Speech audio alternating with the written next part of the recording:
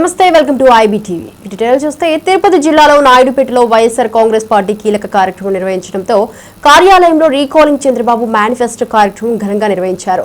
మాజీ ఎమ్మెల్యే కిలివేటి సంజీవయ్య బాబు నాయకత్వం వహించింది. బాబు షూరిటీ మోసం గ్యారంటీ అనే నినాదంతో పార్టీకి దిశానిర్దేశం చేశారు. చంద్రబాబు ప్రజలను మోసం చేశారని విమర్శలు చేసినట్లు పడితే ఇక ప్రభుత్వ వంచనను మోసాన్ని ప్రజలకు వివరించారు.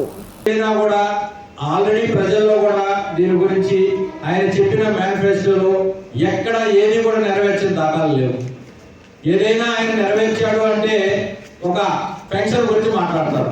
ఆ పెన్షన్ పబ్లిసిటీ కోసం కోట్లు ఖర్చు పెట్టుకొని ఆడపై ఫోటోలు దిగుతారు.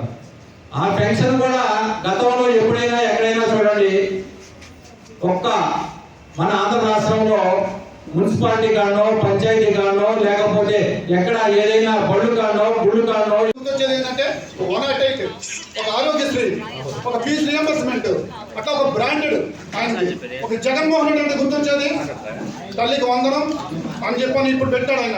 అమ్మఒడి అంటే ఎవరు పెట్టింది? జగన్మోహన్ రెడ్డి గారు. తల్లికి వందనం మర్చిపోయారు అందరూ. ఓన్లీ అమ్మఒడి మాత్రం అమ్మఒడి అని ప్రజల్లో నాన్సెడ్ వచ్చింది.